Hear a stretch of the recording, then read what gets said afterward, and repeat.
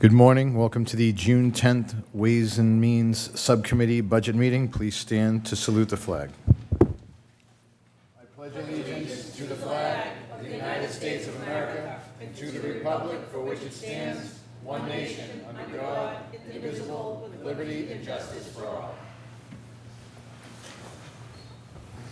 Roll call of the members. Councilor Argenzio. Here. Here. Councilor McKenna. Here. Here. Councilor Novoselsky. Here. Here. Councilor Zambudo. Absent. And Chairman Cogliandro. Here. Here. Quorum is present. Good morning, everybody. Last meeting on the 5th was a success. We were in and out of here. Just a reminder, we don't need mission statements, goals, anything non-budgetary will not be heard today, and that goes for the council as well. We are going to start with the building commissioner. For the council, section 2, page 69.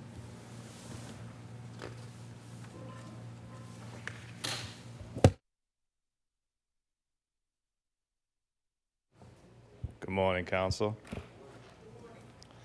So basically, we have the same budget as last year, just a little bit of a reduction.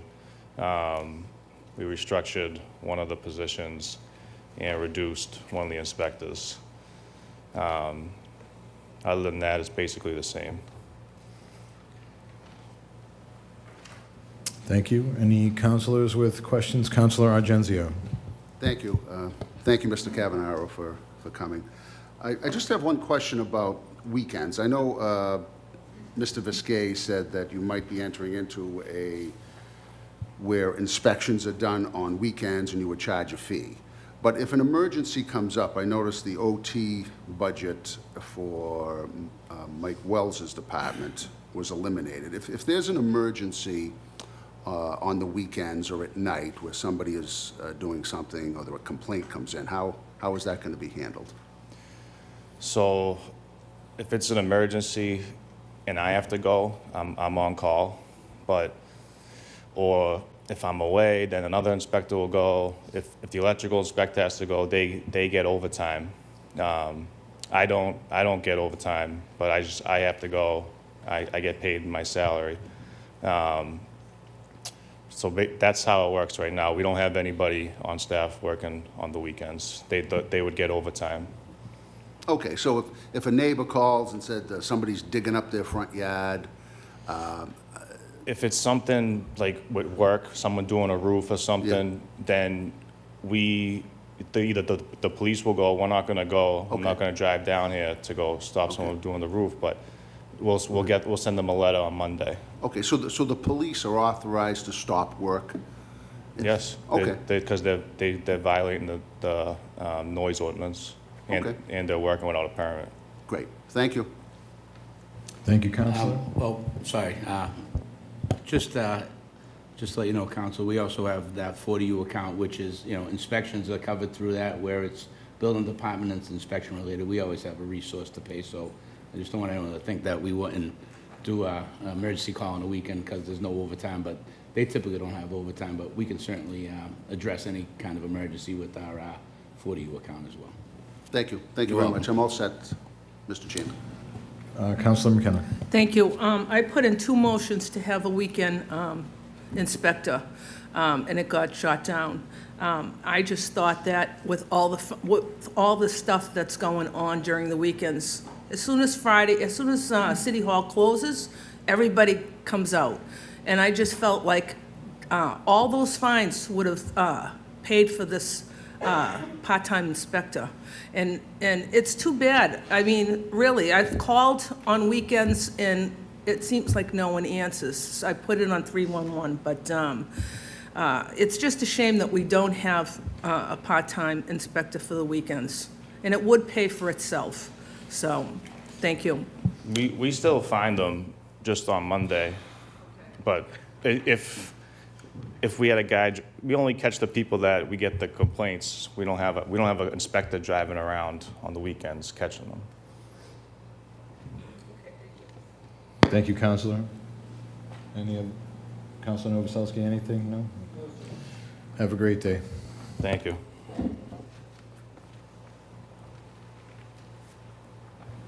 Library. Section 2, page 107.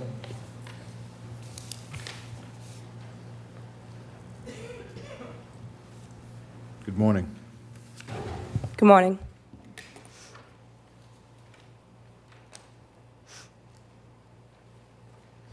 Anything you'd like to share? Otherwise, we can go to the council to see if they have questions. I think our budget is relatively similar to last year's budget, so there's not really much to report on my end. Fair enough. Councilor Argenzio? Thank you, Ms. Luana, for coming. Do you receive federal funding? And if you do, how much? We do. It's approximately 160,000 a year. Okay, and with the atmosphere now in the country, do you think that's in jeopardy at all? Yes, Okay. potentially a percentage of it is in jeopardy.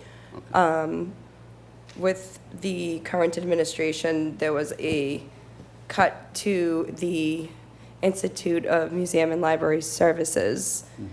And with that cut of an entire department, which a lot of the funding comes from, the funding we receive from the MBLC will have some kind of Okay. cut as well. Okay. Just, everything's still kind of up in the air right now, and we won't really know much until the next budget, which is in the next 2 months. Okay. All right, thank you very much. Thank you, Councilor. Any other councilors? Have a great day. Thank you. Elder Affairs? This is Section 2, page 92.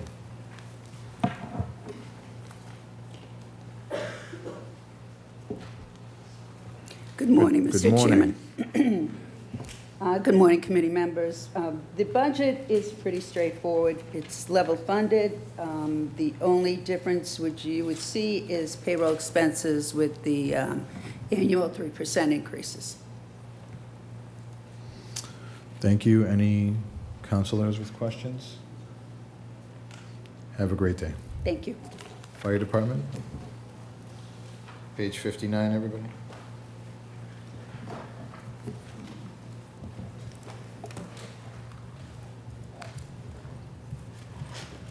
Good morning, sir. Good morning.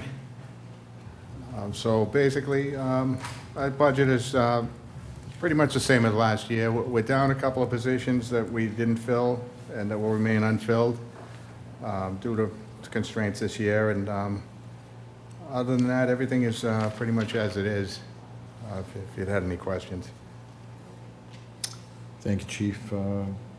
Councilor McKenna. Thank you, Mr. Chairman. Chief, could you tell me what positions you're not filling?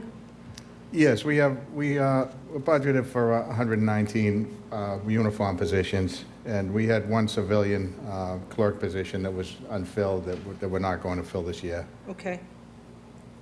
All right, thank you. You're welcome. Thank you, Councilor. Councilor Argenzio. Thank you, Chief, for coming. I noticed the civilian was cut. Were any cuts to firefighters? Well, we have a few positions that we're not going to fill this year. So nobody was laid off or cut back, but Okay. through attrition, we're at 119. Okay. And last year you were at, or prior? 122 last year. Okay. But nobody lost their job, obviously? Nobody lost, All right. no. Thank you very much. You're welcome. Thank you, Councilor. Councilor Novoselsky. Thank you, Mr. Chairman. Chief, thanks for coming up. Did you include the new fire station into this budget, the staff? Yes, this staff will include, so with overtime, we'll have to run, when there's vacancies due to vacations or sick time, we'll be pretty much operating with our staff and just supplementing with overtime to continue to run. So we're adding the company, and our hope is in the next few years that we start to get our manpower up to where, build it up, and I know this is a tough year, so we'll have to make do this year, but we're hoping over the next few years that we increase the manpower as needed. What should be your number? Ideally, our number should be about 130, and that's 7 companies with the new Engine 2 reopening. That's 7 companies. Okay, thank you. You're welcome. It may worth noting that we are applying for the SAFER grant, which has historically given us additional positions. So we're hoping that we can have positions through the grant process, which is being written right now through the acting chief here, so. Thank you, Counselor. Thank you, Rich. Any other questions? Have a great day. Thank you. Police? Good morning. Morning.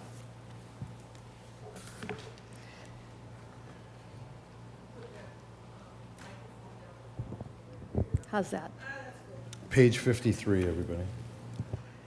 So I did have an opportunity to review last year's budget and this year's budget. As I'm sure you're aware, it's my first week on the job, but hit the ground running, took a look at everything. You know, everything looks in line with pretty much the way things were last year. So we do have some vacancies that I intend to fill.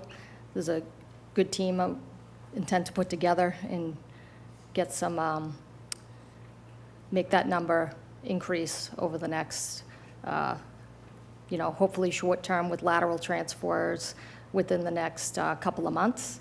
And then we'll have a longer-term goal to hire off the civil service list. Right now, we're budgeted for 112. We have 102 on the books right now.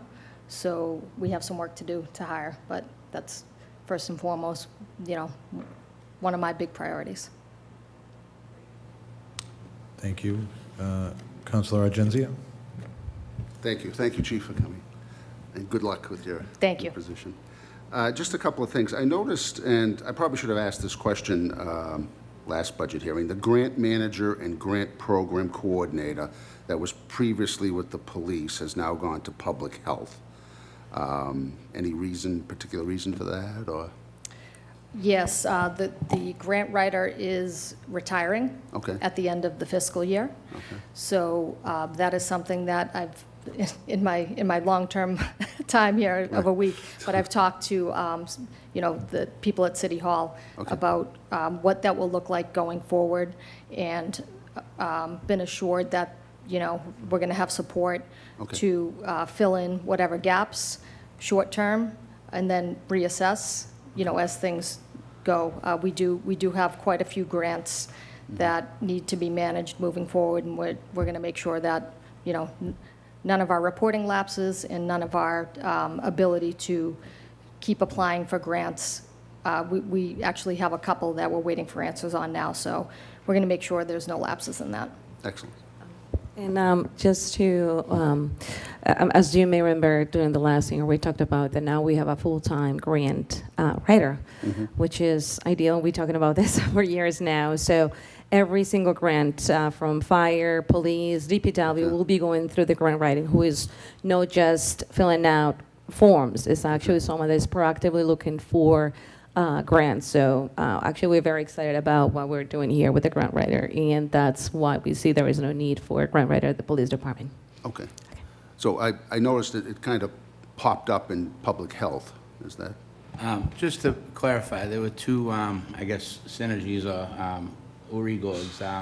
The grant writer, the grant administration that was just spoken of was the consolidation of all the grant writing and administrating, so to speak, financially through the community, plan and community development.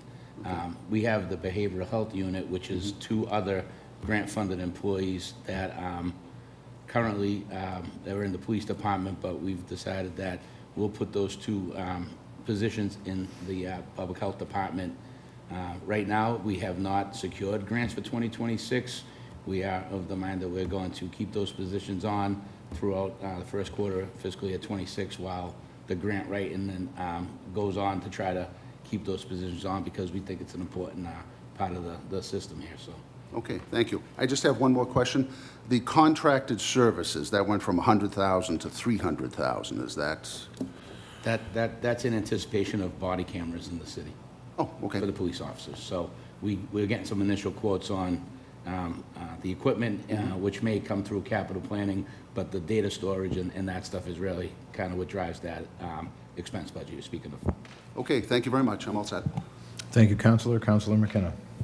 Thank you, Mr. Chairman. Congratulations, Chief. Thank you. Doesn't that sound funny? Yeah, it sounds great. I just want to know, do you still use the auxiliary police? No, that is something that, with the adoption of post under Massachusetts laws, has unfortunately had to go by the wayside for certification purposes Okay. and training. And do you have a waiting list of candidates to come into the police force? So I know a lot of people, the police force is, people don't have the desire now because of everything that's been going on. But do you have a waiting list? Yes, so June 1st, a new list was established through civil service. Okay. On June 2nd, I called for that list to begin looking at hiring. Great. And there's a short appeal process for candidates to appeal certain aspects of their scores and rankings. Once that is done, I will have a confirmed fresh list. From there, candidates are notified, come in and start signing that they wish to be considered for the position, and then we start everything we have to do from that point on. Okay, thank you very much. You're welcome. Thank you, Counselor. Anyone else? Thank you very much. Have a Thank good you. day. Who's going to do the regional call center? Rich, you're going to do that? We'll get that out of the way real quick. Good This morning. is page 64, sorry, Rich. Oops, sorry about that. As many of you know, the city of Revere is part of a currently two municipality operation for our 911 emergency call center. Winthrop is the other partner right now, soon to be Chelsea Adden as the third, and I think that's been voted but is in the process of being finalized to add that third member unit there. But for the fiscal year 2026 budget, we remain a two municipality organization. The budget is contemplated and adopted at the board level, which I'm a member of that board, so that budget has been approved. The apportionment between the city of Revere and town of Winthrop has been allocated, and what you see before you is the city of Revere's allocated portion for fiscal year 2026. We were able to save some money on the appropriation because we are having some good success with the grants that come in through the call center, and some of those grants are driven by call volume. So the benefit of that is that we were able to keep this budget under last year's appropriation, but happy to answer any questions on that budget. Thank you very much. I don't think there's any questions, and we will move on from that. Department of Public Works. Good morning. Good morning, everyone. Sorry, this is section 2, page 78. We have administration, snow and ice, highway, open space and parks. I assume you're taking all of these up, Chris? Or? Yes. Awesome. All right. So we can start off with the administration. if you like. Before Chris starts, I'll make a general point that I think might help is, you'll see that this is probably the biggest reorganization in the budget where we've taken the parks and open space and the highway and the facilities, and we've combined them into one budget. So we didn't cut any budgets per se from those, but what we've done is consolidated them, and we've also consolidated the union AFSCME members into one budget to give maximum flexibility throughout the seasons. Sometimes in the spring, we focus more on open space and parks. In the fall, and might be more potholes and such. So so when you might be trying to compare last year to this year, it might be a little wonky, and I'm happy to assist you through it. But that's a major budgetary change that's part of the 2026 budget. Yeah. So, like you said, we consolidated all the administration in parks, open space, signs, and highway into the 420 accounts. I did cross-check them, though, so they are accurate. We're not losing money there. Any questions?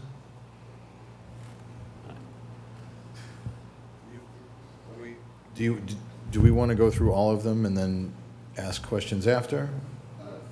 Why don't we go through all the different parts of the DPW, and then Okay. after that, we'll do questions. That's fine. Awesome. Snow and ice would be next on my list.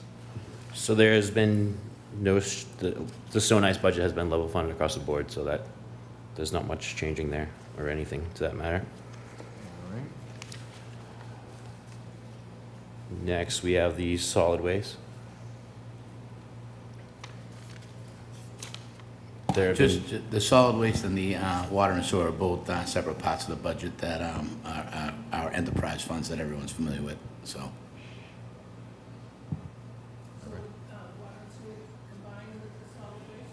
No, they're two separate funds, but they're not in that general fund, so essentially it's three departments in DPW. You got the general fund, DPW, the water and sewer operation, and the solid waste operation.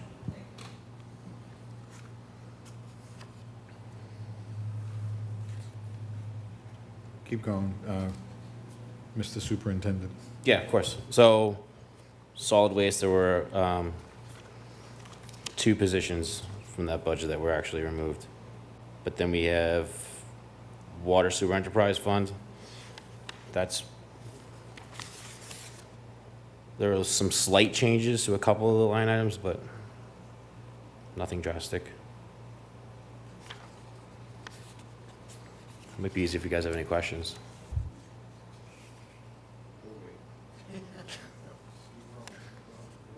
Those are the three. That's it. Well, four, sorry. All right, Counselor Argenzio. Thank you, Mr. Chairman. And thank you, Mr. Chairmella, for coming. Of course. So I noticed that, I'm glad to see the departments were consolidated. It used to be like that years ago. It changed, now it's back. So I think it's better for you if you want to move money from accounts, from one account to another. It's a little easier for you. So I'm glad to see that that happened. I understand a couple of positions, the business manager and the operations manager are no longer there, but we've gained a recycling coordinator. My first question, the recycling coordinator, why isn't that coming out of solid waste instead of DPW general?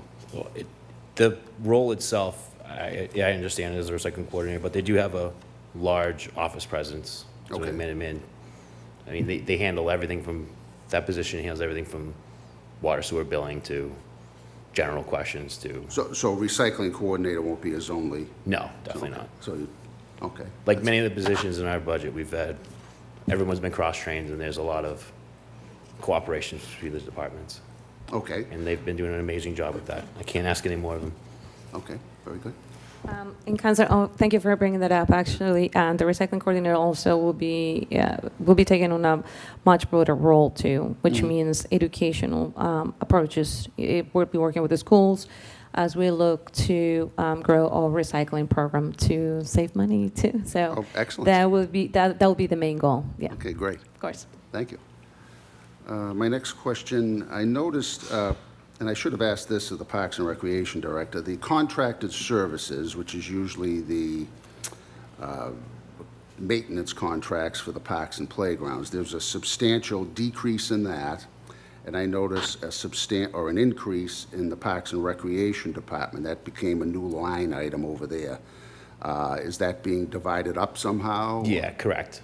So Okay. each department's going to be responsible for paying the invoices through the landscape contract for their Okay. respective fields or, Okay. Does that include the school department? correct. Okay.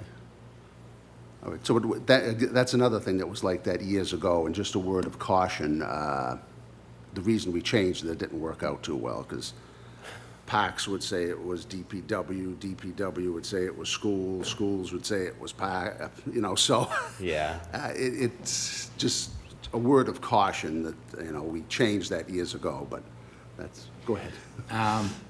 Yeah, you are correct. We've, through the budget process, obviously trying to find as many efficiencies as possible. Landscaping was one that seemed like it was pretty bifurcated between Parks and Rec, the schools, and the DPW. So the initial thought was to break them into three departments, have the schools handle theirs, and the Parks and the DPW. But through the Schedule 19 appropriation that we're requesting for 26, we've kept the school portion within the Parks, but I appreciate the history on how it went, but sometimes it's also confusing when there's an issue with a ball field that goes to Park and Rec, then goes to DPW, then goes to the landscaper. So we're hoping to address them firsthand. So if there's an issue with like a infield or a ballpark, the Parks and Rec can kind of deal with Martorelli, who's got the contract this year, and then more of the open space and median strips and stuff would be by DPW. And hopefully it doesn't cause more harm than help, but, you know, we're going to give it a try this year, and we're really just trying to identify which departments deal with the respective parks in the city. Well, good luck with that. Thank you. Okay. Thank you. Let's see.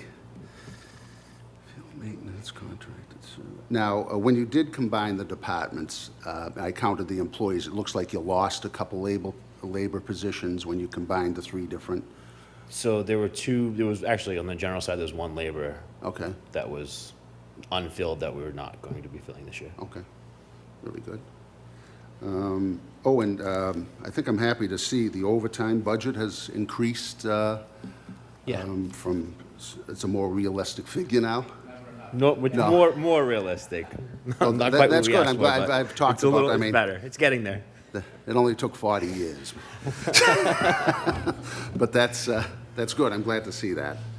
I notice the line item that you had for vocational school interns, is that program still going to be active, or there used to be a little 20-some-odd thousand for them? Is that program gone?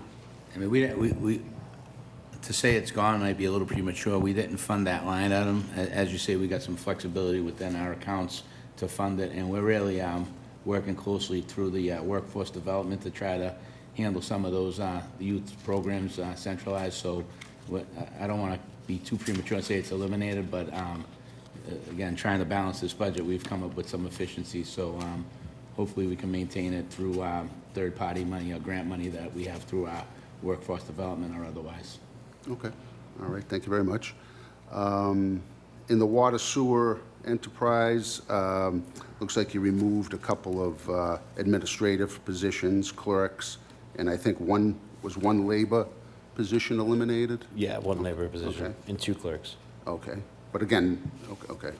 And you added part-time employees, is that, I think there's a line item in there for that. That should be general, right? Part-time? One second. Okay. On the administration portion, and some of these upgrades we've done to the Munis software and getting our software to work a little more efficiently, we were able to save some money there on personnel. So embracing the technology has always been a goal of the finance department, and we're trying to create efficiencies there and cut out a lot of duplicate jobs. So, Okay. But give me a second on the part-time. I have to check my notes. Okay, I believe that's the senior program. It was the, Oh, yeah, that's the That one, was- that's the that one was senior all- that we have the, Oh, okay. Betty that is Oh, all right, budgeted in okay. there, Yeah. so, sorry. very good. Excellent, thank you. And I only have one more, it's more of a comment than anything else. And I mentioned this at the last budget hearing, the 9.7% increase in the water and sewer. Obviously, the tax or the ratepayers can't sustain that, and I understand Mr. Biscay had said that this is like a one-time course correction here to kind of get back up to where we should be. But is anything being done, especially with the borrowing, to try to curtail spending a little, so in the future, we're not looking at increases of this magnitude? I can speak to the consent decree, which you're probably assuming is what the comment is. We just recently had a meeting with the EPA, and we went over what the ask of the consent decree is and that process moving forward. We're getting near to the completion. We're about 98% Okay. of our system has been lined, so I do believe it's just that we can start having those conversations of moving our way towards getting out of that. Okay, and who Requirement. ultimately would make that decision? Is that a court decision? It's a court decision, yeah, Okay. so we have to petition to go be in front of the, I don't know if it's district or Supreme Okay. Court, but yeah. Okay, and who represents us in that? When we do go to court, who pleads our case? We have a law firm under contract that, Okay, the names escape me at the Right. moment, but we do have a law firm that represents us in that okay. matter. Are they tied in with CDM Smith, or are they a separate entity? Separate entity than CDM Smith, correct. Okay, so well, hopefully that that'll work out finally after 20 years, at least. Yes. All right. Okay. Yes. Believe me, we're pushing for it. Thank you. I believe that's all my questions. Thank you. Thank you, Counselor. Counselor McKenna? Thank you, Mr. Chairman. So my question was if we're going to still continue with CDM Smith, because they've been here forever, and, you know, millions and millions of dollars. And I know you guys are now skilled to do the work in-house. So can you, I guess you just answered his question. Are they going to still continue in the city, and for how long? So I believe the original, don't quote me, but the consent decree extension was till 38. Oh, jeez. But currently, right now, as far as the consent decree management, we had a bid last year to try to keep everyone honest, and we actually put it out to bid where multiple engineering firms bid on the consent decree management itself. Okay. So just be assured that it is being handled responsibly and we're getting pricing from everywhere. Great. And one other question. You have a line item that says tree removal, $50,000. Does that include stumps? Because I've had stumps, gigantic stumps on sidewalks for probably now 3 years. Okay, after this, you can just roll them to me. We do have a stump grinder, by the way, at the Okay. DPW, so we Great. can tackle that ourselves. Okay, thanks a lot. No problem. If I may, just quickly, I think, like the superintendent said, the consent decree work on the physical soil lines is just about wrapped up. It seems like there's a transition now to capacity issues, and I think some of that is being contemplated through MWRA and such, but I agree with the council that we're overdue for an update on this consent decree, and we don't want to keep, we don't want to, sometimes it's like people don't want to kill the job, but I think it's time that we really take a hard look at it and try to get over this hump. Thank you. Have a great day, sir. Thank you. We have one department left, and just so everyone knows, the school department was scheduled for today, but they have still not finalized their budget on their side. I believe they're meeting on June 17th to finalize it. So we will be meeting again on June 23rd at 4 p.m. to finalize it with them. We have one department left, which is Historical and Cultural Resources, Section 2, page 116. I can probably handle that in 10 seconds. That's just a line item for reimbursement of expenditures for utilities at the historic building. So we don't spend from it. We usually just transfer the one time at the end of the year. We actually have a question. Councilor Zambudo. Thank you, Mr. Chairman. I apologize for, had some personal stuff this morning. Did I hear the CFO tell us that we're going to try to renegotiate the consent decree? I'm sorry, I didn't quite get it. I think to, like Superintendent's point, we want to know where the finish line is. It seems like it keeps moving out. I think all of our work internally with line and sewers is just about done. The entire city basically has new infrastructure under the ground. It's not very sexy type of expenditures, but I think the city's much better off with 100% of the sewer lines lined and taking some of that inflow and infiltration out of it, because obviously it's important, but some of that stuff will actually try to maintain these rates lower, because if we're paying for rainwater going to the sewer, that increased the cost at the MWRA. But we are transitioning to the capacity issues, which I'm not going to pretend to be an expert on, but that's a second phase of this consent decree that may or may not have a lot to do with the city. So I think what we're going to try to do is say, we'll try to remove this consent decree and deal with the capacity issues. But I think it's a topic for a future council meeting, and we get some more detail. I have as many questions as you as well. Absolutely. Well, I mean, the bottom line is that, you know, the federal government always moves the goalpost. And, you know, once they get their fingers around your neck, they don't let go. And I think that's where we are with this. I mean, we've spent millions and millions of dollars. And listen, the work is good work, and it's good for the future of the city, and it's going to save us money from the I&I, the infiltration of the sewer system, and the SSOs and all that good stuff, and all those acronyms that I can't remember. But the bottom line is that it's got to end sometime. They never give you an end date, and they'll keep extending this if we let them.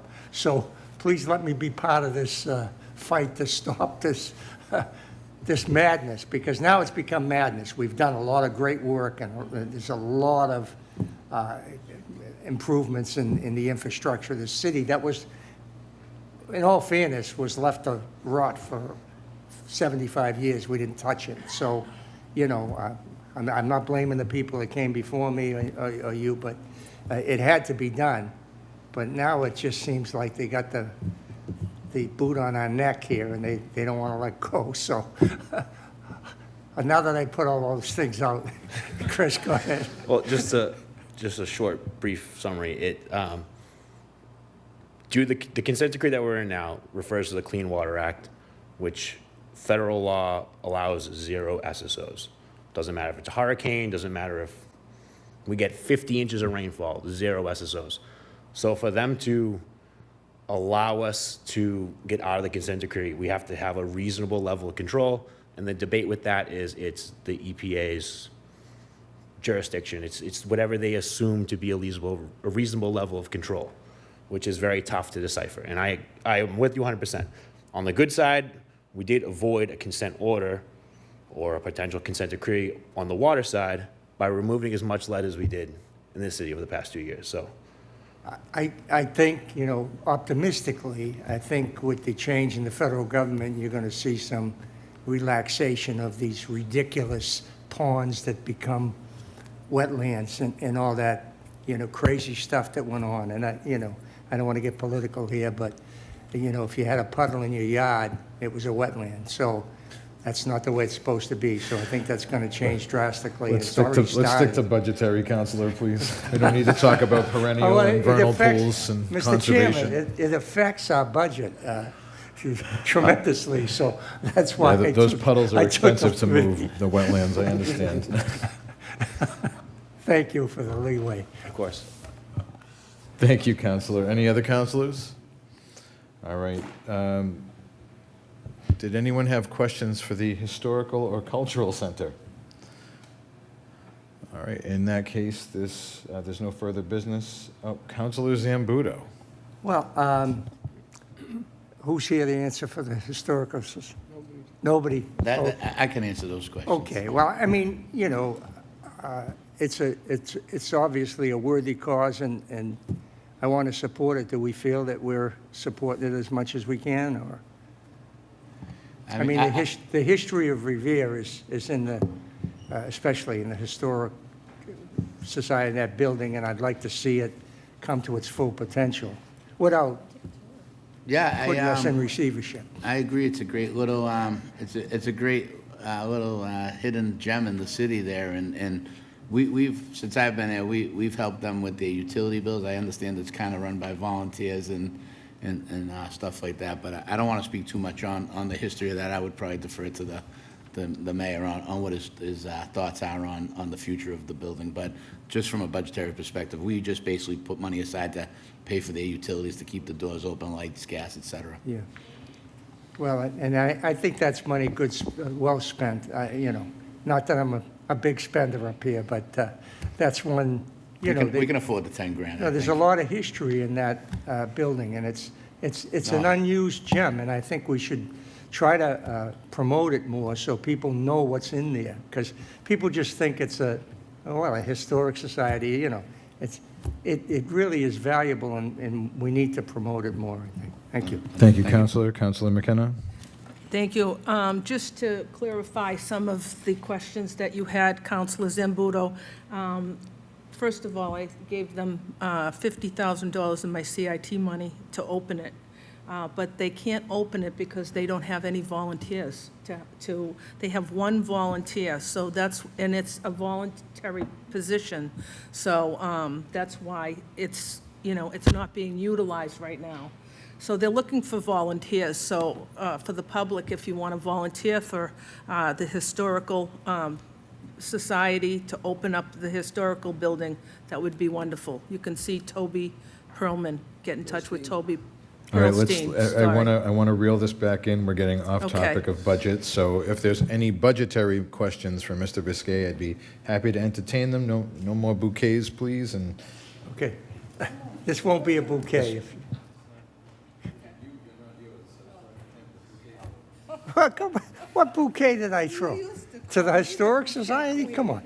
All right, all kidding aside, Mr. Viskey, are there any, I can't believe that there are no grants available to maybe fund a part-time position to keep this building open.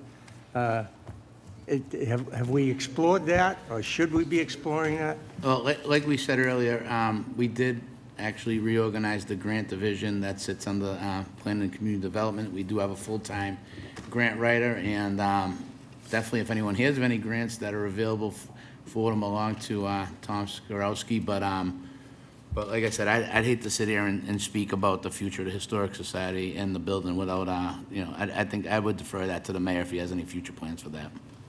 Okay, thank you very much. Does anyone else have any other questions for the historical and cultural building departments? Wonderful. This meeting is adjourned. I'll see you on June 23rd at 4 p.m.